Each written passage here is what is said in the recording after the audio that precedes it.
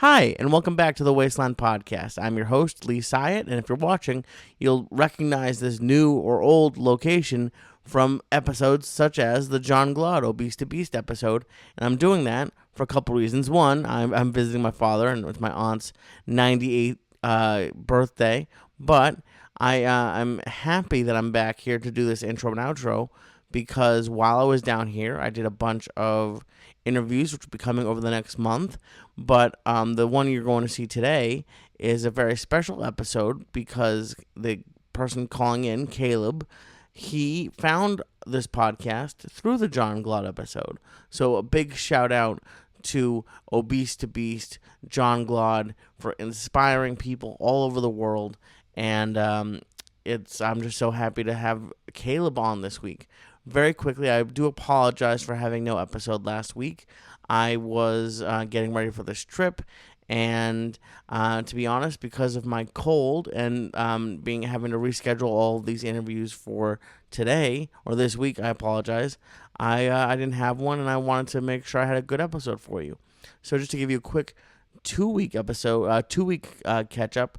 When I was speaking of ketchup, when the last time we spoke, I was 212.8, and as of last week, I was at 209.2. So I'm very excited because I'm over 125 pounds down, and I don't know if it's flying or the weather down here in Florida, but I just checked. I'm weighing in the day this comes out, and I'm already down at close to 2 pounds. So we'll see. I should have at least a 2-pound weight loss this week. And I'm just very happy about it. I have some very cool episodes coming up. I have a woman who specializes in she has a degree in nutrition, but she also specializes in hypnotherapy, which will be very interesting. And also a doctor who specializes in weight loss. So I'm very excited to have both of them on. I also have some listener calls that have been great. And I'm excited to talk to Caleb this week because Caleb, for a couple reasons. One, he's very smart. Caleb, and I have this in front of me, is a postdoctoral researcher, which if you went to art school like me, you might be like, what does that mean? Well, it means this is in between getting your PhD and becoming a professor. And Caleb has a PhD in veterinary entomology, which is gross. I'm sorry, Caleb. Good for you. I'm glad you're doing it because I do not like bugs. We were talking about it beforehand, and it's very interesting, and he's a very smart person, and I'm very glad that I don't have to touch bugs. Gross. But he is a very smart person, and he actually lost a lot of weight twice. He lost, I believe, right around 100 pounds the first time he did it. And then as it happens, when things go on in your life, and Caleb was studying for his some very intense exams for his PhD, he gained a lot of it back. And over the last couple of years, Caleb has lost he's lost 120 pounds, and he looks great, and he has maintained that 120 pound weight loss for 3 years, which is honestly what I think is probably harder than even losing it. So he lost weight the first time and really dedicated himself. And not only has he dedicated himself to his eating, but he runs ultra marathons, I believe is the term. He runs a lot. Yeah, I'm right. Ultra marathons. He has run, I think it's like, over 50 miles. Like he's run like over 30, 40. I think he's tried to run 50 miles. It's frankly, I don't understand. Between the bugs and the running, Caleb, you are a much manlier man than I am, because all of that running sounds crazy, but it is something. Something that I'm just very happy for him for. I was gonna say proud, but he doesn't need for me to be proud of him. I just can't imagine doing that, and for to have the, not even the brain power, but the fortitude to lose over 100 pounds twice and to run. And he wasn't like a huge runner. He was active, he said, but he started running after he lost the weight or while he was losing the weight.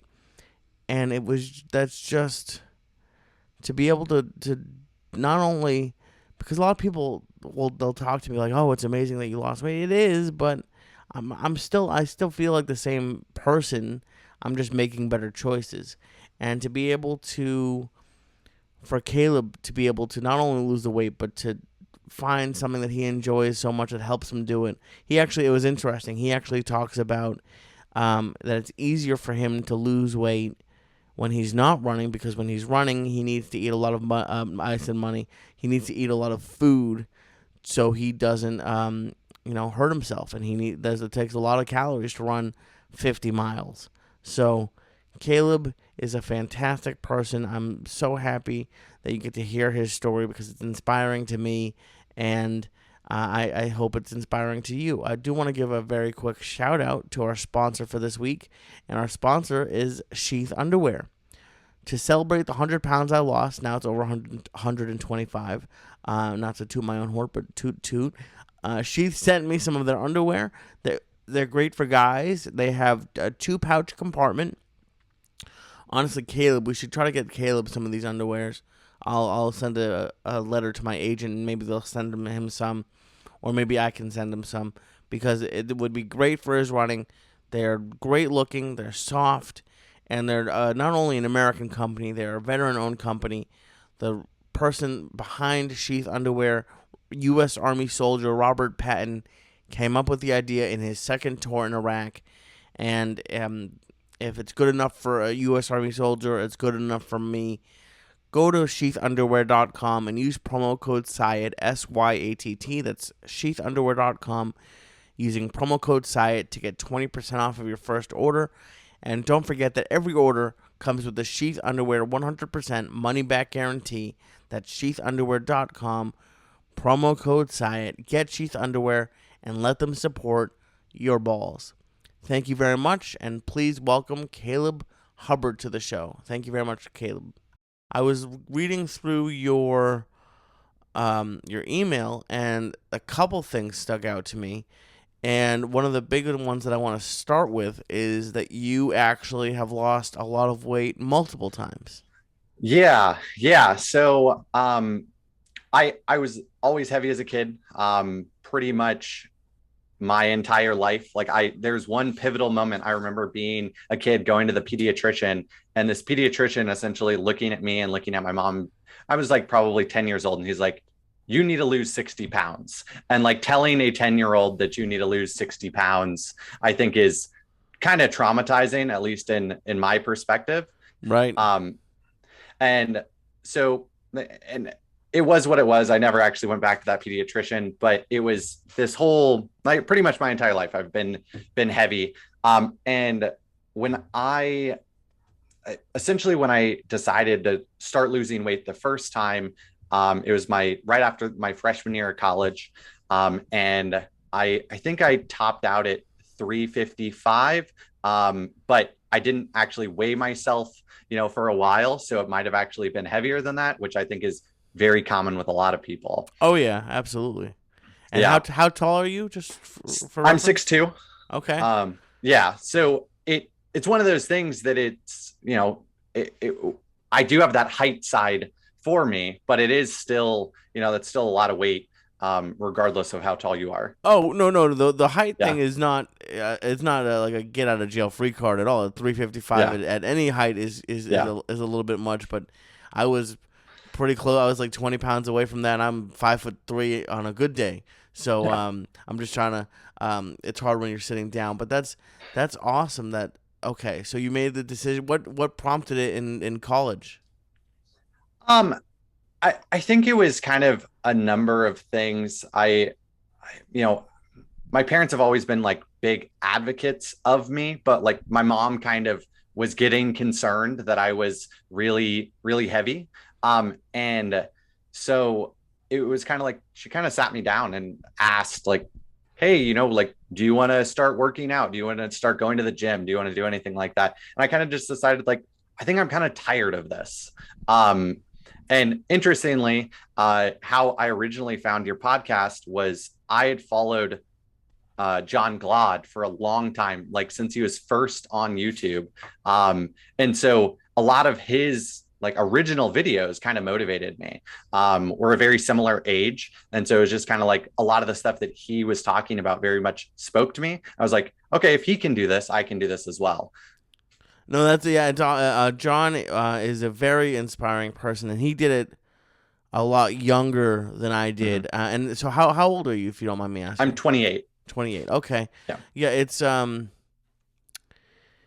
think that it and people it's really tough when you think about losing weight because I really do believe that you have to be ready to do it because people, it's actually funny. Someone today texted me who he trained me or tried to help me lose weight a few years ago, and I gained 70 pounds after I met him, just because I wasn't ready. But it's great that you can get if you by like if you can hold this off until like you're 30 and beyond. It's really helpful and amazing that you were able to do it. So, were your parents bigger or? Um, Not like growing up, I would say not really. But my mom, I think, had kind of gone through ebbs and flows of, gaining 20 or 30 pounds here or there. And so I think it was more just a concern for my health, being that heavy and being so young. I think that their kind of thought process was, well, you know, it's much easier to lose weight when you're young than when Yeah. you're older. Um, and kind of the one thing that kind of led up to me gaining all this weight, like I was always heavy. I probably like in high school was 275, probably something like that. But my junior year of high school, I had my left ankle fused. So I had 6 screws and a giant pin put through my ankle. So I was non-weight bearing for like 3 months. Um, What does that mean? Is that in bed or is that on a so crutches or? yeah, so on crutches, meaning you can't put any pressure on your foot. For 3 months, I was in a cast for 10 to 12 weeks, and then after that, I was put in a walking boot, and it took probably 6 or 7 months to fully recover to where I was like walking around normally. And were you when you because you said you were on 275 at that point? Were you like Mm-hmm. I'm just I was when you said that height and that weight? I'm like, oh, like were you a wrestler? Were you on football? Like were you active or how what was that like for you? Yeah, so I would say that I was active. Like in middle school, I played football, and I did a lot of like bicycle riding and stuff like that. I grew up racing BMX, so bicycle motocross, which is kind of like there's like a track and you're racing a bike. So I did that. And where, but once I got to high school, I kind of was more just interested in, classes and stuff like that. And I think honestly, that's kind of where my weight started creeping up, was the fact that I was just, I wasn't really doing a whole lot. And especially once I got my license. So once I got my license at 16, I had this ability that I remember me and my buddy, we used to ride our bikes from our house to Wendy's, and we'd get chicken sandwiches, and then we'd ride home. And once I had a car, it was okay, I can do this 2 or 3 times a day and it's totally fine. And yeah. Yeah. Oh, yeah. I can't. Wow. I remember too, because I would even a little bit before that, because I got a job before I had a car, and I would get delivery a little bit. But yeah, when as soon as you get a car, especially at 16, I don't know what your high school was like, but my high school, I think maybe it was just seniors, but maybe juniors too. If you had a car, you could leave for lunch, um, and it just that freedom just killed me with. I would go every day. There was a place that had barbecue wings, like a wing French fry plate, and my friends and I would go 2 3 times a week, and it's just like, I mean, there's no possible way not to put weight on that way.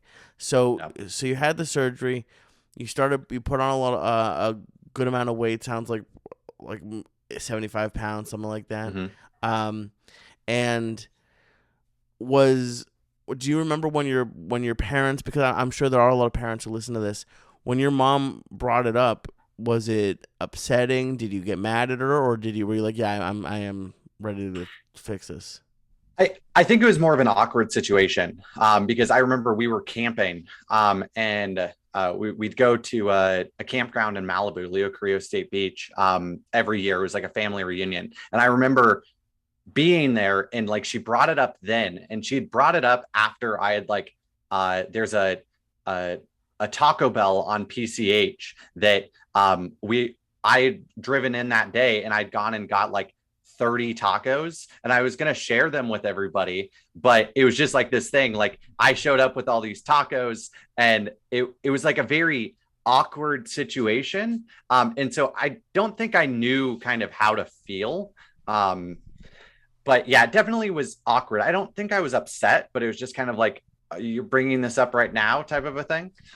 Right. It's I don't have kids, so I can't really speak about it, but it's I think I mean I've been the fat friend, and there's everyone has family members or friends who are bigger, and it is a weird thing to have to deal with, because if you love someone, you're like, I want to do that, but it's also like, was your mom like one of the moms who would like cook for you a lot and get, make a ton of food? Because it's hard to be like, yeah, here's this food, eat all this food, but yeah, you might want to lose some weight and stop eating so much food.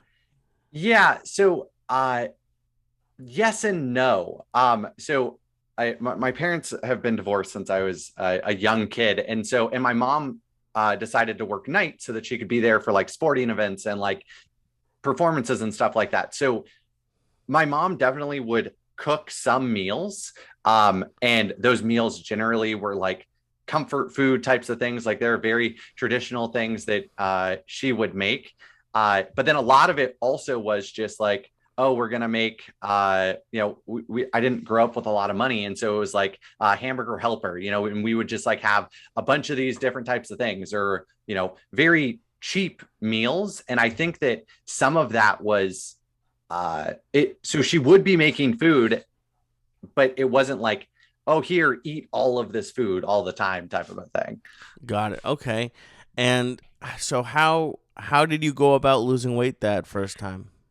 Yeah, so the first time I tried losing weight was it was I wouldn't say that it was excessive, but it kind of was that it was very much the uh chicken and vegetables and sweet potatoes type of a thing that I was just, I was eating a couple times a day, and that was pretty much what I was eating. I remember friends of mine just being like, and even to this day, they harass me about like, for the longest time, I only ate like chicken and vegetables. So like, if we were to go out to dinner somewhere, I'd be like, I need to find somewhere that's going to have, baked chicken and vegetables. And that's all that I'm going to eat. And I'm not going to stray from that at all. This is what I'm going to do. And I also would go to the gym like 5 to 6 days a week. And so it was I would say that it was excessive in the sense that now understanding like the appropriate way to make lifestyle changes, that wasn't the appropriate way to do things. But I think a lot of people kind of do that at first. Oh yeah, I mean, we were talking before we started recording, and you're a postdoctorate. You have a doctorate degree. It reminded me sort of like cramming for a test. Like it's okay for a little bit, but it's not a sustainable. I guess it could be for some people, but for most people, especially if you really like food, and you like this is the bad stuff, grilled chicken and sweet potatoes is gonna, at a certain point, you're gonna freak out and run to back to Wendy's. Yeah. Yeah. And that's very true. And it was something that for me, my freshman year of college, I lived in the dorms at school. But after that, just to save money, I moved back in with my dad. And that was actually something that was really challenging for me when it came to like cooking my own food and stuff like that, just from the perspective that my dad's never been someone that is been like, oh, hey, you need to lose weight. He's like, we kind of have this very like cordial relationship, but when it comes to anything serious, we don't really talk about it. And so it was kind of when I would almost hide the fact that I was like eating healthy food because I didn't want it to be brought up that like I was doing this thing that was against the norm of, what everyone else was doing. So it was I almost had shame that I was trying to lose weight a little bit, like living with him, just because it was like upsetting the dynamic of the house. Was eating something that you guys would do together? Would you guys go and get burgers or something like that? Like, yeah, that is. It's funny that I've never thought about that. It is kind of a.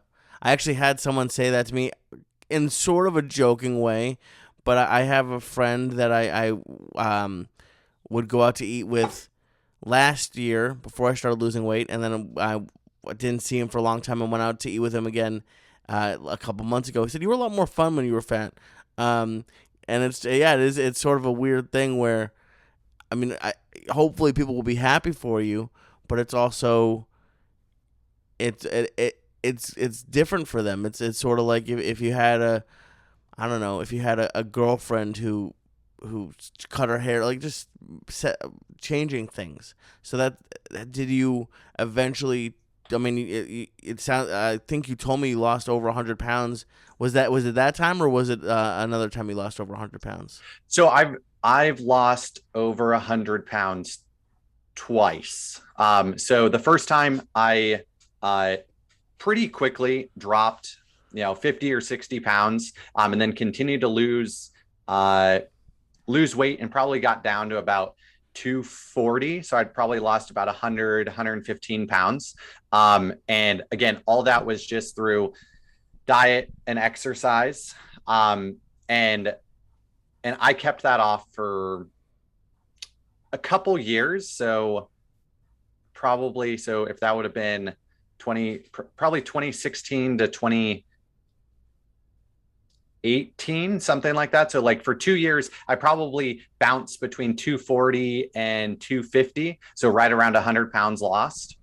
And then one thing that you end up going through when you do a PhD is what are called your qualifying exams. And this is generally 2 years into your PhD where you pretty much are preparing for these tests. There's written and there's an oral exam where these people that have been selected to kind of quiz you can pretty much ask you anything about anything. They could ask you to derive some calculus equation if they really wanted to, even if your research is on bugs like mine was. And so I essentially spent, I don't know, 8 or 9 months preparing for this exam where I pretty much was just sitting at a desk studying, and a lot of it would be spent at home. And my comfort was essentially just to eat food. And I ended up slowly over time creeping back up in weight. It'd be, 10 pounds a month is probably what I was gaining. And I think we all recognize how easy that is, especially if you were maintaining for a relatively, long period of time. How quickly did you start gaining? Because what I'm trying to figure out or ask you is like the last time I lost weight, I lost like 70 or 80 pounds the time before this.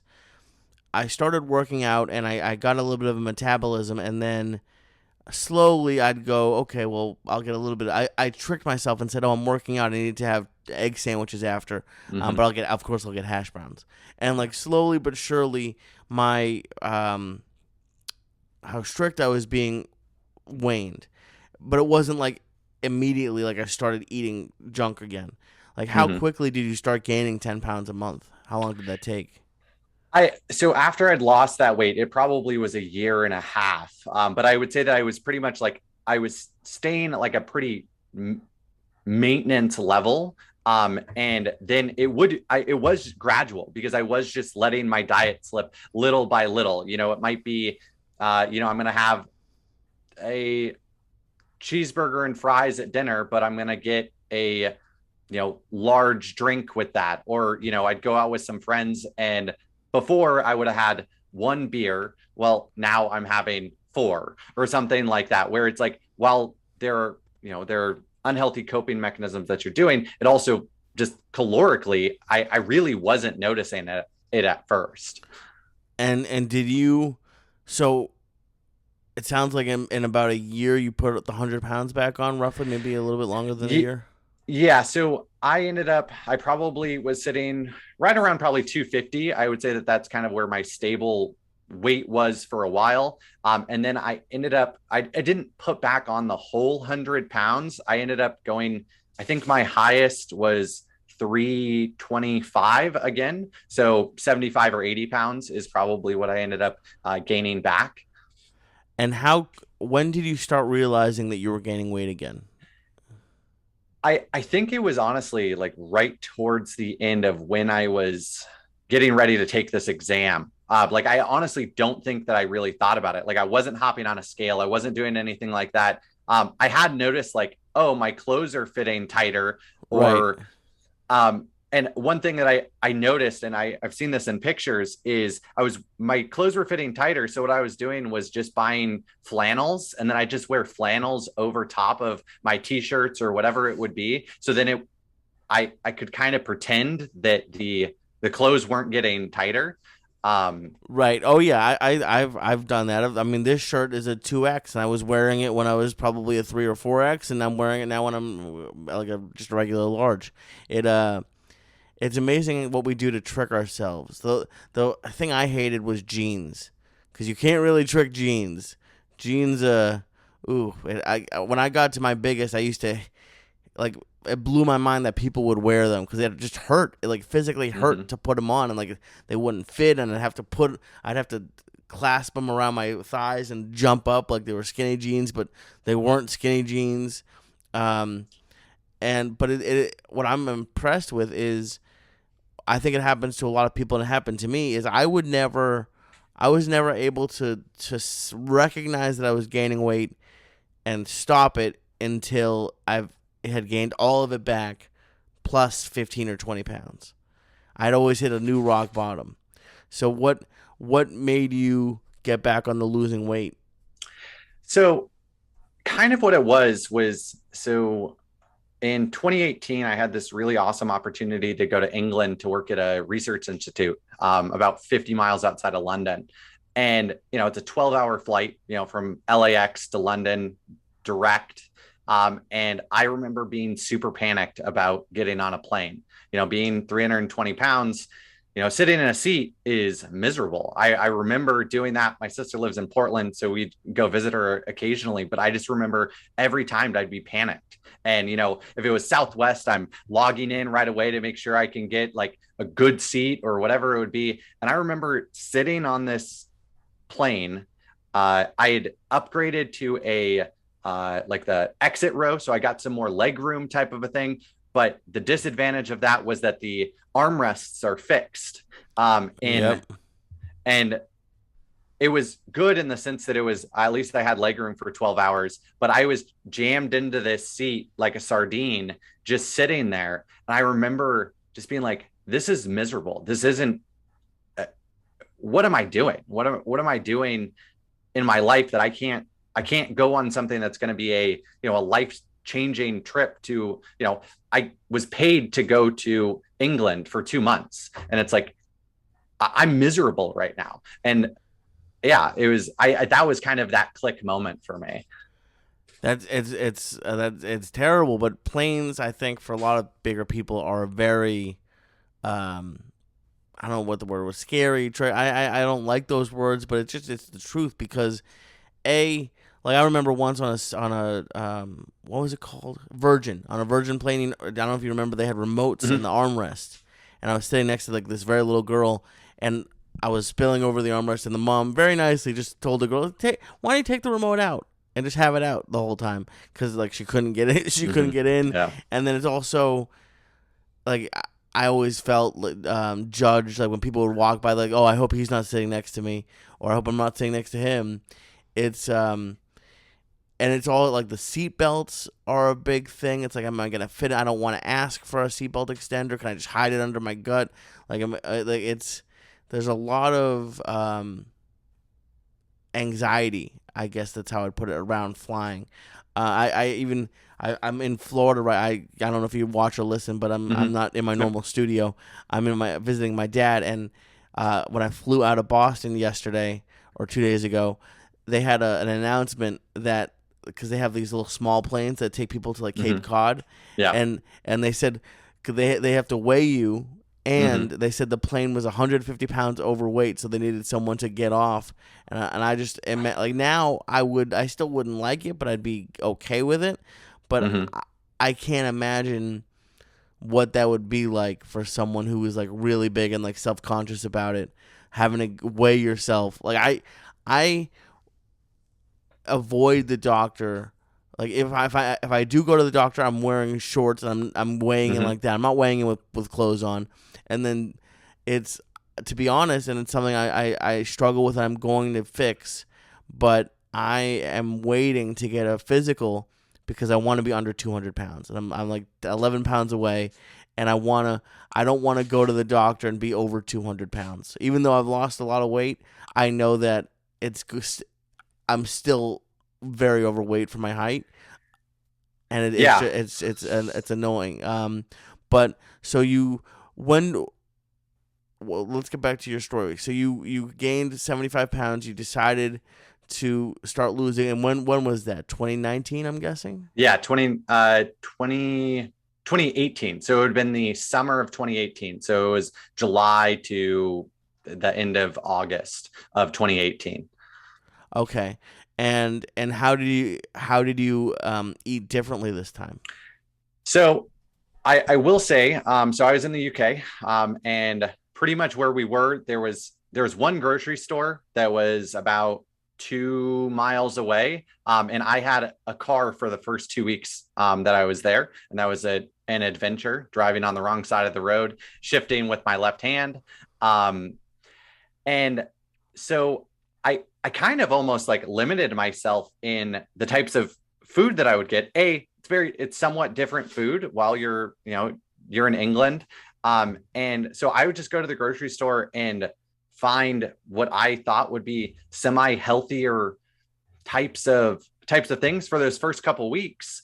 And then after that, I could have taken a bus, but I like the bus schedule was kind of irregular. So I ended up just like putting on my backpack and walking to this grocery store a couple times a week.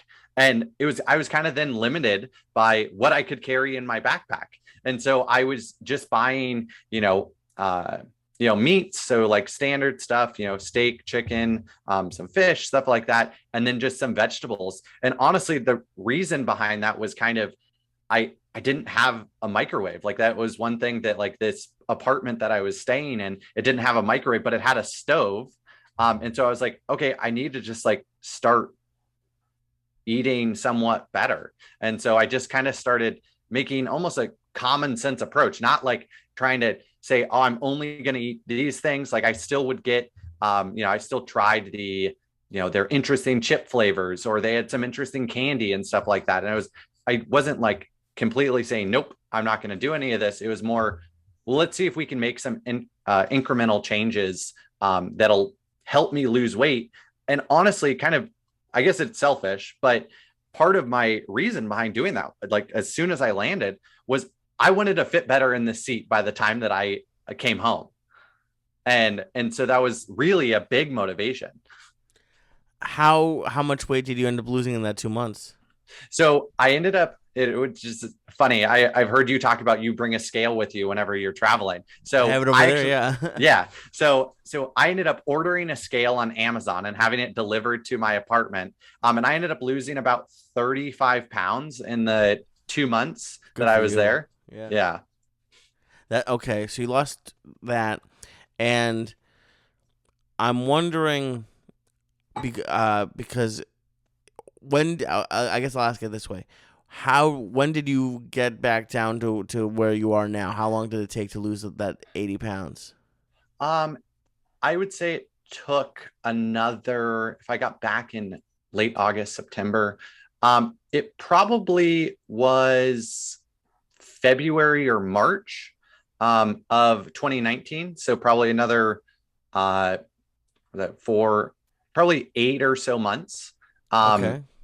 and I would say that that got me down to the weight that I'm currently sitting at. So currently I sit at about 225. And we can kind of it. I would like to be lower than that, but that's currently where I'm sitting. So I would say I've got to about 225, 230 by uh, probably the end of January, early February. And that is when I ran my first marathon was in February of that year. So that's why I remember trying to figure out like what weight am I going to be at to go run this marathon. And so I remember like kind of thinking about those types of things. Wow. So yeah, I wanted to talk to you about that. Absolutely. So Yeah. you're not only a runner, you run marathons, but you run longer than just the marathon. How for why? Why? Yeah, that I'm glad you do it. I'm glad you like it, but running that amount just seems it's terrifying. It's not even something I'd even consider. Like, what inspired you to do that? Yeah. So when I was in the UK, so this kind of all bases back to that. When I was there, this summer solstice is essentially just happened, and so it would get light at 4 a.m. and it wouldn't get dark until 11 p.m.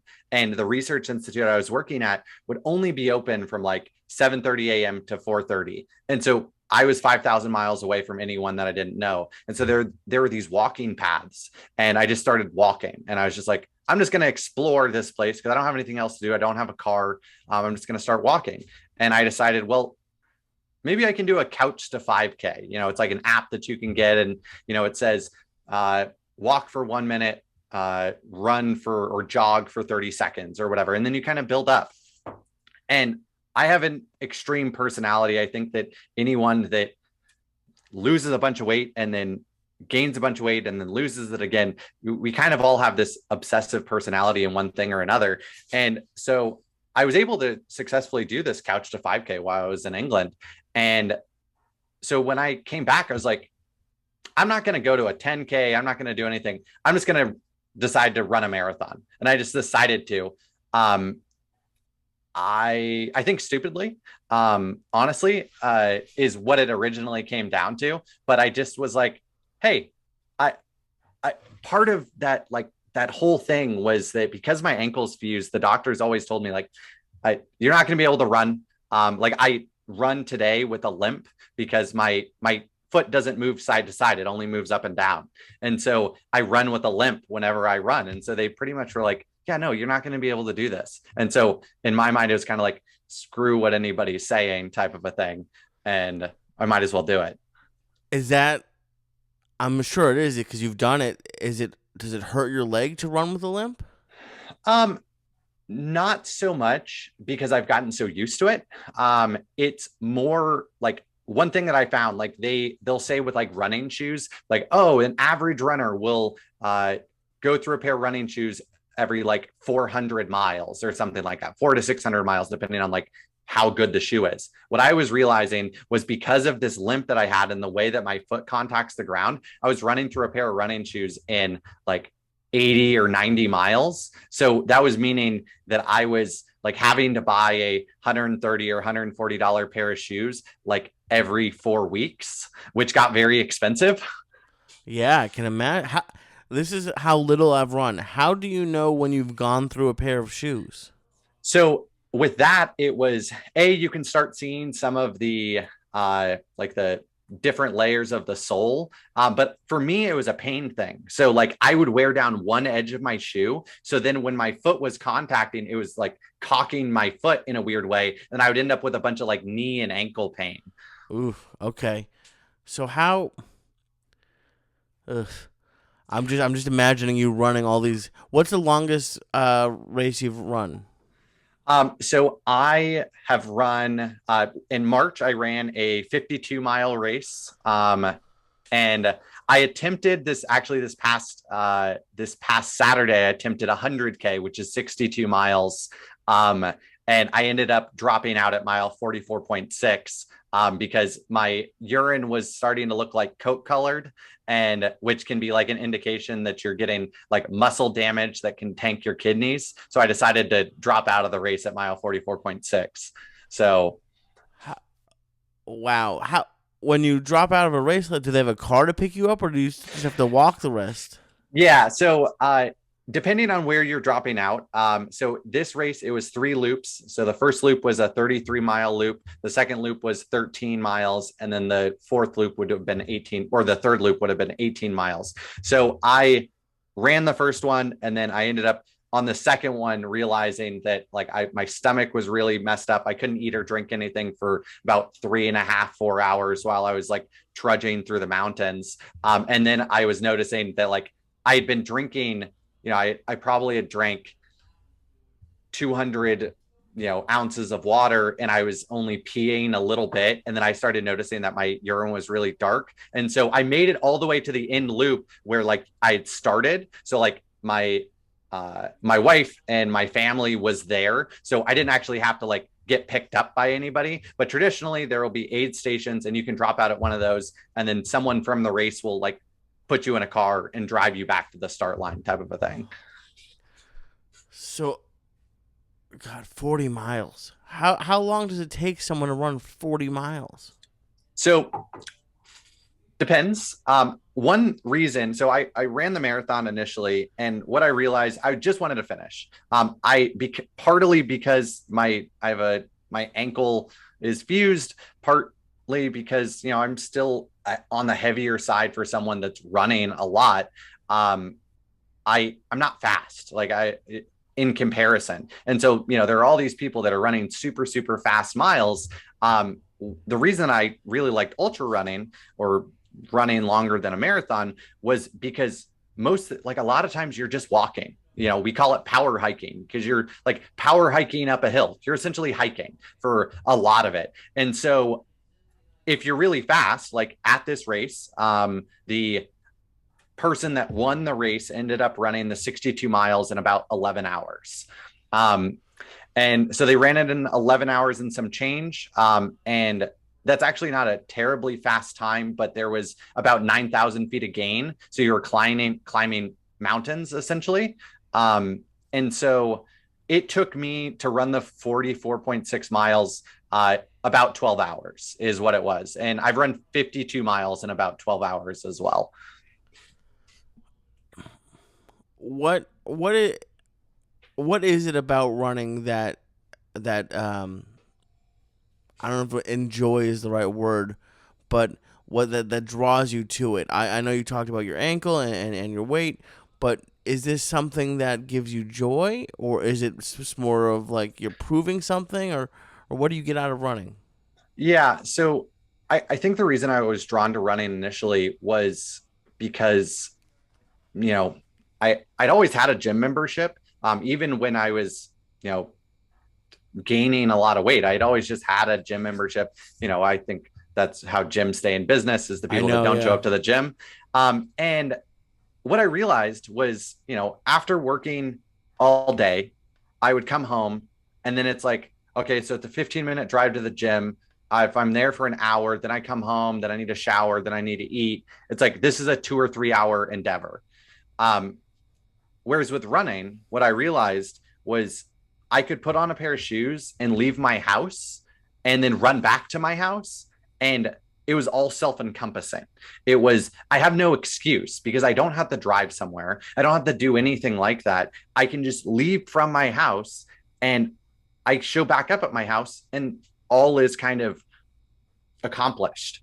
And so that's where my initial kind of interest was, because it a big thing for me is not giving myself excuses. So if I give myself an excuse, well, I'm just not going to go to the gym. I worked a long day. I'm too tired. My foot hurts. My whatever. But if I can just walk out my door, well, there's no excuse. There's nothing there for me. So that was the Oh, big thing with running. I could definitely come up with an excuse. If you ever need one, Caleb, I just to email me. I'll give you 1,000 Okay. excuses. Um, and the last question I wanted to ask you, because you finished your doctorate, we obviously went through the pandemic. the last time you gained weight was when you were going through a lot of stress. How was it for you during the pandemic and during finishing up your doctorate that you were able to not put on weight again? So I would say that I didn't not put on weight. At the beginning of the pandemic, honestly, it was actually, it sounds terrible. It was actually kind of good for me. I was finishing up my doctorate. So pretty much all I was doing was like analyzing data and sitting at a computer. And because of this, our university shut down. So I was able to do all this stuff from home. So like from a like professional standpoint, it was kind of like I can be in my pajamas and I can work on the stuff that I need to do. And then in the middle of the day, you know, there was a time where I lived that they were encouraging us to wear masks outdoors when, you know, you're doing anything, but that was kind of slowly taken away type of a thing. And so I could still go outside to exercise and all the gyms were shut down. So in my mind, it was like, okay, all the gyms are shut down. All these people then don't know what to do with their lives. Well, I have this thing running that I can do. And so I just kind of channeled my, well, I can go do this and I can do it in the middle of the day as opposed to waking up at 4:30 in the morning to do it before I need to go to work. And so I think that that was something that was really good for probably the first year of the pandemic, which is super depressing to say, like, oh yeah, I know, a yeah. year. And I did end up gaining probably 10 to 15 pounds probably over the last, I don't know, probably the last year. We moved to a new house. And it was kind of, I knew what I was weighing then. And then I think just like life got to me. I started gaining a little bit of weight, nothing crazy. Like I think the highest I went was probably 240. And then I've just like slowly pared that back. And after this race that I just had, I'm actually going to take a little bit of time off of running. Because one thing that I found is it's actually really difficult. It sounds counterintuitive, but at the beginning, running and losing weight are synonymous. But at this point, with how many miles I was running, it's actually pretty difficult to lose weight at this point because of the number of calories I need to intake so that like my body doesn't shut down. And so I've actually found that when I do take a break from running now, I can actually get down to a lower weight. And ideally, I'd like to probably be around 205, 210. So if I can lose, 15-ish pounds, I think I'll be happy. I would say that I did gain a little bit of weight, just not a huge amount. And I really think that that was because I had this outlet that I was still allowed to do in the pandemic. That's amazing, Caleb. It's so. I mean, just the fact that you were able to lose the weight twice, and keep it off, and I know a struggle for me and for a lot of bigger people is the working out. So to find something that you actually enjoy is just fantastic. So, I really appreciate you coming on, and I hope that that you're running the next 100-mile. I can't even put the words together that I don't even know how to say it. But I hope that the running goes well. I hope that the schooling. How long are you going to be a postdoctorate for? Do you have any? So I have a 1-year contract, but I'm applying for faculty jobs right now. So pretty much whenever someone decides to hire me is when I won't do this anymore. Awesome. So, yeah. Well, that's great, Caleb, and I hope you enjoy. I'm back on the East Coast, and it's cold up where I live, so enjoy the Southern California sun, because you never know, you might have to move to like Michigan or Wisconsin or something. So hopefully you get something in a warm area. Yeah, hopefully. Awesome. Thank you so much, Caleb. Absolutely. Thank you so much to Caleb for coming on the show. Very inspiring. Not only losing that amount of weight twice, but keeping it off now for 3 years. For running the ultramarathons. I'm sure you're going to finish the next one if you want to. If you want to sit at home like me and think about eating chips but eat carrot sticks, I'm not going to hold it against you, but I'm glad that you're out there running so I don't have to, and I'm glad that you're out there studying the bugs so I don't have to, because they're creepy crawly and I don't like them. But I'm glad you do. Thank you again for coming on. Thank you to Obese to Beast for coming on earlier in the show and for inspiring Caleb to call me, and I'm very happy that he did. And if you would like to say hi to Caleb, He's on Instagram at Caleb_Hub with 2 B's. Caleb_HUBB. And just to tell him thank you for coming on. And if you want to go running and talking about bugs, he's your man. Thank you so much to Caleb, and good luck with this next year of your postdoctoral. And I'm sure you're going to be a professor of bugs. Is that the title? Professor of bugs? I don't think so. But whatever the title is, entomology, I know what the title is. Hold on. Veterinary entomology. So smart and such good shape. I'm happy that he lost the weight and has kept it off. And I know he has a little bit more he wants to lose, but I think he's doing great. Thank you so much for listening to the Wasteland Podcast. Thank you very much to Sheath Underwear for sponsoring. And I will see you next week on the Wasteland Podcast.